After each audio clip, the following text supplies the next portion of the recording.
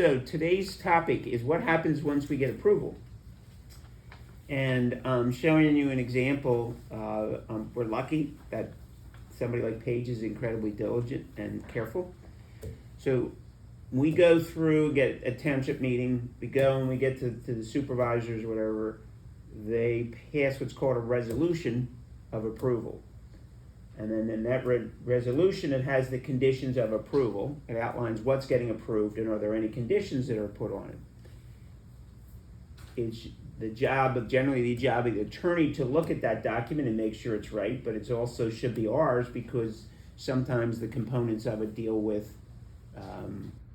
the engineering side of things and so forth. And I share this as an example of so just understanding that's what happens. There's a resolution, and you'll see at the end here that, is it in here? Maybe it's not. They send you a note from the attorney and says you basically have 30 days to accept the resolution. And if you have any questions, you need to raise them in 30 days. Otherwise, it's deemed complete, and here it is. And you may be stuck with stuff. So there's two things. One is just make sure the basic background information is right. So you can see here, for example, they've got it wrong. They actually have the parcel wrong.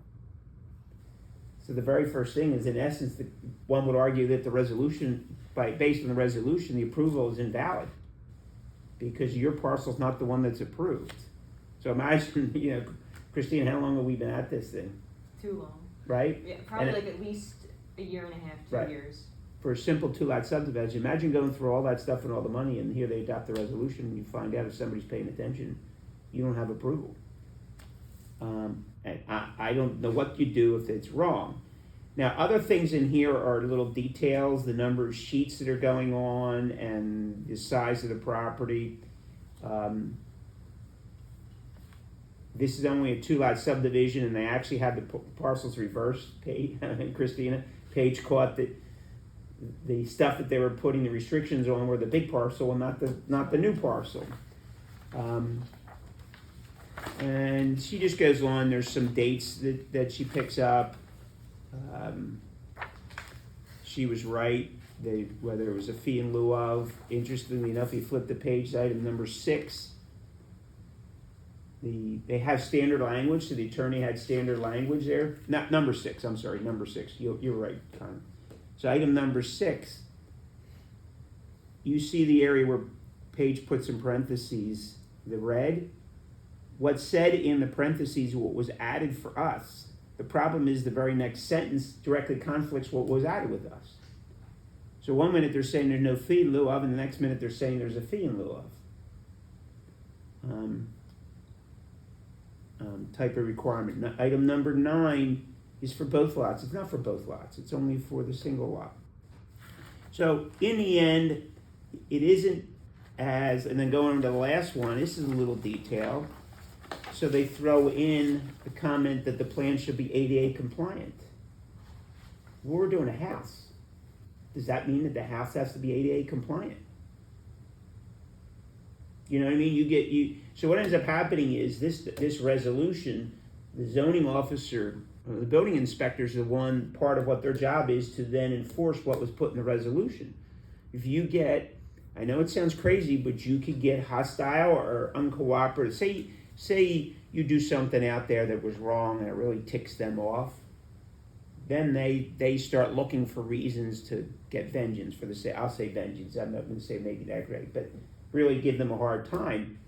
They could say, hey, your plan says you're supposed to be ADA compliant. That means the house has to be ADA compliant. So what's your ramps leading into the house? How do you set that up so that a person gets in ADA compliant? That clearly was not the case. The ADA compliance was really supposed to be only for public improvements, which is, Christina, there are none. But it was catch-all language that they threw in there. So I share with you, our project isn't done until everything is done. And this is a step at the end that I admit that, I didn't pay any attention to it. It was Paige who jumped on it right away and looked at it. And so I encourage you to make sure that as you become project managers and you get through approval, that you asked for a copy of the resolution. In general, this particular case, they copied us, which was a good thing, and they should. The person putting the resolution together should be copying the attorney and the engineer. We didn't have an attorney on this job, which makes us even more sensitive. But I ask you to legitimately take the time, and Paige would go through and look at specific code sections if they were referenced to make sure that that's the right code for whatever the item is. If the reference is section of the zoning ordinance of an area or a condition that we have to comply with, they could put a condition of approval, you have to do something. That's the other half of it. We didn't really have many conditions of approval that were unusual here, right, Christine? It's so basic. But they could say, for the sake of argument, you gotta extend sidewalk, off-street sidewalk, and they may list 2 streets, and it turns out that may not be the 2 streets, and the street that they listed suddenly adds 500 or 1,000 feet of sidewalk that wasn't intended. I sound a little dramatic, but it could be dramatic. Many times it's not, but it could be. And so I encourage you to keep that in mind here, partially to help your client and partially to avoid blame. Like, you come later and as it turns out the street names are wrong and there's another 500 feet, you shouldn't be surprised if the client comes back and says you should pay for that. And the cost for that could have been the cost. Not only would we lose whatever money we made on the project, we would be losing money on the project as a result of that, or you'd lose a relationship with a client. You're doing the auto zones. John was doing the auto zones. They're tight budgets. There's tight stuff, and suddenly there's another $15,000 of sidewalk, and we were only billing $50,000 or $60,000. I mean, that sucks. So anyway. What if it's the other way around?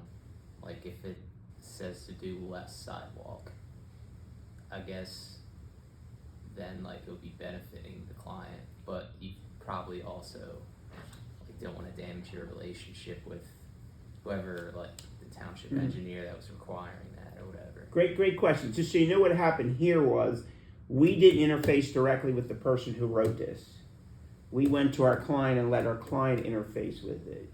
And generally speaking, anything we would review, we go back to our client first, discuss with what we see, and then decide who's interfacing with them.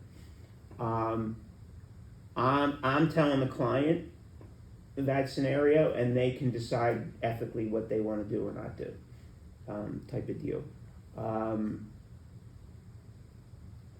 Generally speaking, if everybody's agreed to this is what it's supposed to be, and we agreed in public, then I'd expect us to live up to it, type of deal. Yeah. We said our number one, no way thing, do what's right for the client, but there's also, in a way, it's doing right for the client. If we've all agreed to it and that's where they've sorted out, you don't want them later on to get into a battle and have damaged their reputation.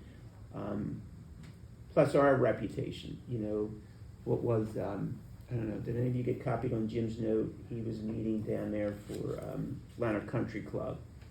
And the manager of Haverford Township, or used to be Haverford Township, I think was at the meeting and said, Nave Knowles got an amazing reputation. You build that trust, and a lot of that's on integrity and honesty, that what you say you're going to do, you're going to do. But some of that's, I know we have some clients whose reputation stinks to begin with and probably don't care. But generally speaking, we work with people who say we're doing it right. For example, in this case, David would say, hey, I agreed to do that. That's what I'm going to do. Well, that too, and if we have, it's just extending to whatever intersection on our recorded plans, and then you have something different in the resolution. Yeah. I mean, what I guess you It kind looks of really have to weird. go off the recorded plans too. Then. So, but it's a good question, Connor. In the end, doing the right thing all the time is the right thing to do. The sequence would be who's telling who and how you go about it. So, in my own little world, I wouldn't be adverse to whispering something to the engineer.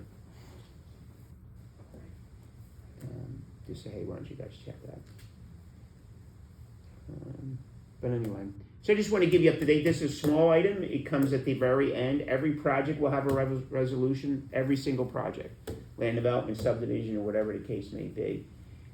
You will have somewhat something similar sometimes on an MPDS permit. Do they put some conditions on there, John? I have to look back and see. I know there's like usually like they have like general, Or the general conditions? just pretty general Yeah, right. conditions. I think from project to project. I don't. It'd probably be more of like stream encroachment permits and stuff like that, the more complicated ones, where they may set conditions of hours of when you can do the work and the time of the year and stuff like that. You wanna check to make sure those things, they're gonna be somewhat similar, but definitely this is kinda unique. But I'd ask you to keep this in mind as time goes on, that you're aware of these and, make sure we check it with effort. That it seems simple, like how could they screw up the parcel number, but they did. And that takes a little bit of checking, because we don't, it's not like we know the parcel number off the top of our head, but it's a really important item. So, and that is sort of a side note, I have a little issue in which St. Mary's there, we're doing that one in Phoenixville, and for a variety of reasons, the parish actually it's made up of 4 or 5 parcels. And we went ahead and incorporated all those parcels into it, even though we're only subdividing one of them. And that caused more complexity than it was worth. So keep in mind ahead of time knowing which parcels are actually included and making sure the client and the attorney are in agreement with that. Because now that the township engineer is saying, well, I know that parcel isn't part of it, but I want you to do all the utilities on that street because you listed in the application, and it's a street that has nothing to do with what's going on.